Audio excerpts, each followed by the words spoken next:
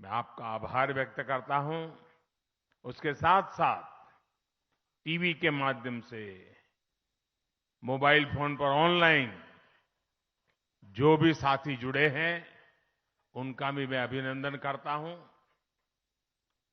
साथियों, आपने हमारे लिए इतना समय निकाला। हम सभी सुजानपुर के लोगों के, हिमाचल के लोगों के बहुत बहुत आभारी हैं। साथियों, एक कार्यकर्ता के रूप में अनेक बार इस पूरे क्षेत्र में मुझे भ्रमण करने का, यहां को समझना, यहां की समस्याओं को समझना, यहां की शक्ति को समझना, अनेक परिवारों के साथ उठना बैठना, यानी ये मेरे जीवन का एक क्रम था। ये मेरा सौभाग्य रहा, गुजरात के मुख्यमंत्री के रूप में भी यहीं पर इसी चौगान में मुझे आपके आशीर्वाद प्राप्त करने का अवसर मिला था। अभी प्रधान सेवक के रूप में फिर एक बार आपसे आशीर्वाद लेने आया हूं। हमीरपुर की यादें अनगिनत यादें हैं, लेकिन अणु में जो पंडितादी हट्टी है, वहां की बेसन की बर्फी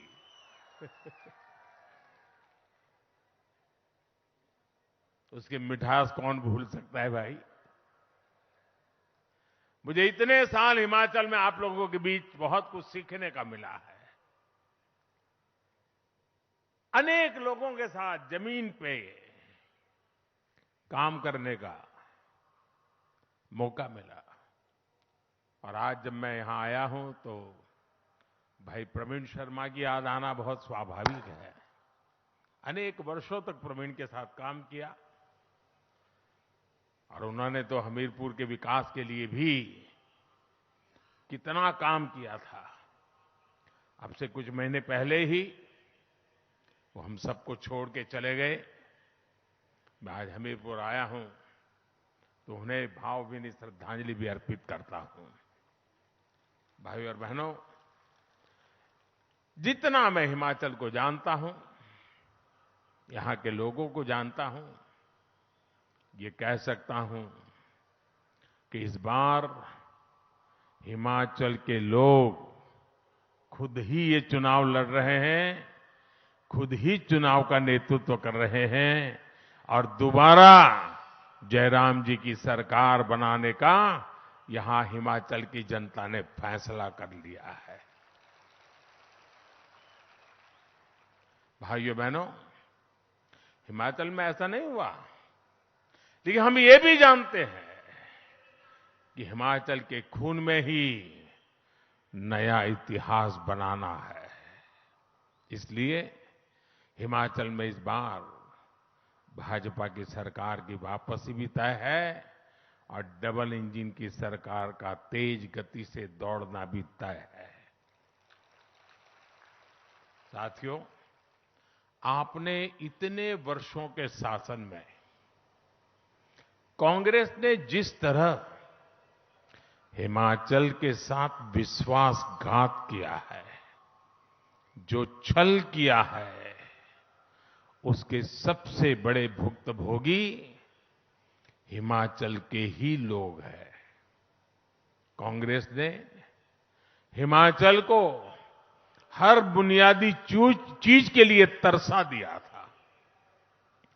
वहीं भाजपा है जिसने हिमाचल के हर घर घर को बुनियादी सुविधाओं से जोड़ने के लिए दिन रात ईमानदारी से प्रयास किया है। इस वजह से आज हिमाचल के लोग, पूरे देश के लोग भाजपा पर इतना विश्वास करते हैं। भाजपा पर देश का ये भरोसा लगातार मजबूत होता जा रहा है। अभी 2-3 दिन पहले ही देश के कुछ राज्यों में उपचुनाव के परिणाम आए हैं। आपने देखा होगा कि जहां कभी भाजपा को बहुत कमजोर माना जाता था, वहां भी लोगों ने कमल का फूल बढ़ चढ़ करके खिला दिया है।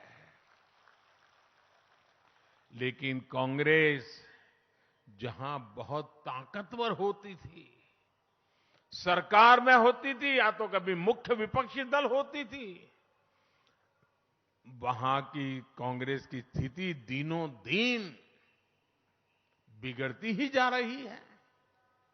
जो क्षेत्र कभी कांग्रेस का गढ़ माने जाते थे, वहां से कांग्रेस का पूरी तरह से सफाया हो गया है। ओडिशा जितना बड़ा राज्य, कांग्रेस गायब। तेलंगाना, कांग्रेस साफ। यूपी, बिहार ने तो बहुत पहले ही कांग्रेस को विदा कर दी है।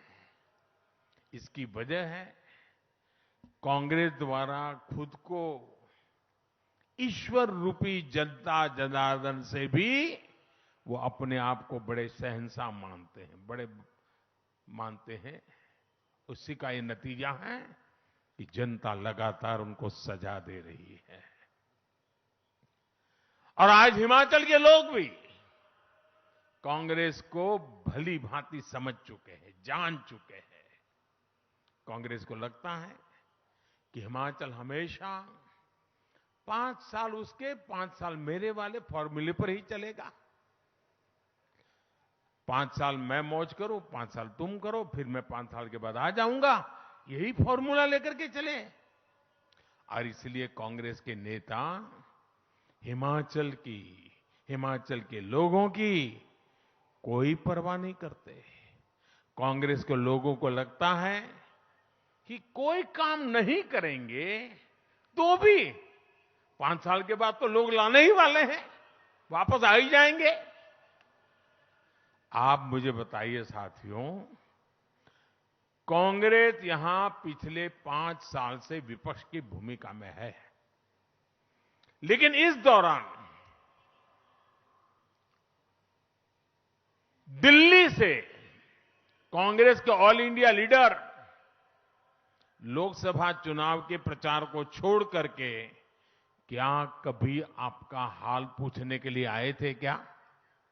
कभी आए थे क्या? कभी आपका हाल जानने के लिए आए थे?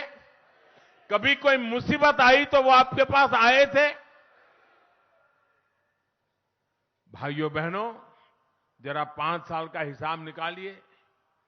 लोकसभा में, राज्यसभा में हिमाचल से जुड़े कोई विषय आए हो, हिमाचल के लिए आवाज उठाई हो किसी कांग्रेसी ने, ऐसी कोई घटना आपने सुनी है क्या?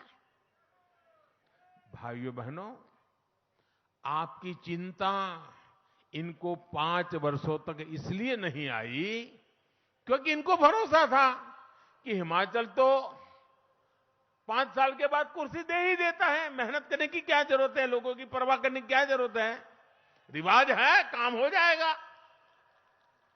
भाइयों बहनों, जो विपक्ष तक का काम जिम्मेवारी नहीं से निभा सकते, विपक्ष के नाते आपके सवालों को लेकर के जो हिलते भी नहीं है, वे सरकार में आने के बाद आपके लिए क्या करेंगे? भाइयों, ऐसे लोगों पे भरोसा कर सकते हैं क्या? इसलिए अब हिमाचल के लोगों ने भी ठान लिया है कि अब तो कांग्रेस को हिमाचल से बिस्तरा बोरिया उठा करके निकालना ही पड़ेगा। और इसलिए हमारे भाइयों बहनों, आज ये देवभूमि पुकार रही है, आज ये देवभूमि कह रही है, भाजपा को फिर वापस लाएंगे, हर बूथ पर कमल खिलाएंगे। भाई और बहनों, आज आपसे बात करते हुए मैं इस क्षेत्र की वीर माताओं के योगदान को भी नमन करता हूं। यहां से तो हमारे उम्मीदवार खुद ही फौजी हैं, उन्होंने राष्ट्र रक्षा के लिए पूरा जीवन समर्पित कर दिया। और मुझे अच्छा लगा कि मैं अभी आया हेलीकॉप्टर से यहां, तो मुझे वीर जवानों के साथ नमस्ते करने का मौका मिल गया और बहुत बड़ी तादाद में मेरे फौजी भाई बहनों को देख करके, क्योंकि मैं तो हर दिवाली उनके बीच मनाता हूं। भाइयों बहनों, ये वीर संतानों को जन्म देने वाली वीर माताओं का कर्ज तो शायद ही कोई चुका सकता है, लेकिन सेवा का अवसर जब जब मिला, भाजपा ने कोई कसर नहीं छोड़ी है। अभी मैं करगिल गया था दिवाली मनाने के लिए, तो मैं हैरान था।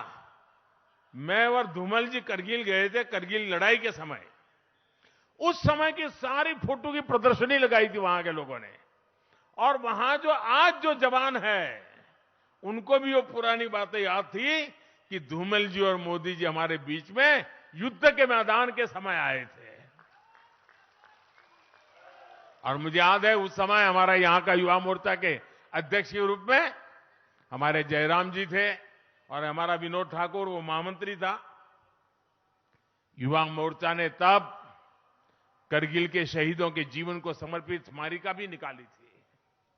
भाजपा की यही विशेषता है। भाजपा की ताकत चाहे कितनी भी रही हो, हमारे लिए खुद से बड़ा दल है और दल से बड़ा देश है। साथियों, हमीरपुर के हमारे इस क्षेत्र में तो फौजी परिवारों का बाहुल्य है।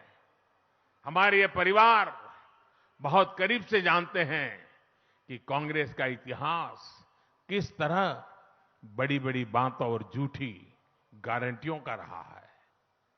यही कांग्रेस है जिसके राज में हमारे फौजियों के पास पर्याप्त बुलेट प्रूफ जैकेट भी नहीं हुआ करते थे। यही कांग्रेस है जिसके राज में हमारे फौजियों के पास बर्फ में इस्तेमाल होने वाले अच्छे जूते तक नहीं थे। यही कांग्रेस है जिसके राज में बॉर्डर पर सड़कें नहीं बनाई जाती थी, बॉर्डर पर बसे गांवों को मूल सुविधाओं से वंचित रखा जाता था। यही कांग्रेस है जिसने फौजियों को वन रैंक वन पेंशन के नाम पर 40 साल तक लगातार धोखा दिया। 40 साल तक चुनाव के पहले कोई भी वादा करने में वो झिझकते नहीं है। कुछ भी वादा कर दो, अभी भी कर रहे हैं, ढेर सारे वादे कर रहे हैं। आप याद करिए भाइयों बहनों, मैंने हिमाचल के फौजी परिवारों को वचन दिया था कि चाहे कुछ भी हो, वन रैंक वन पेंशन हम लागू करके रहेंगे।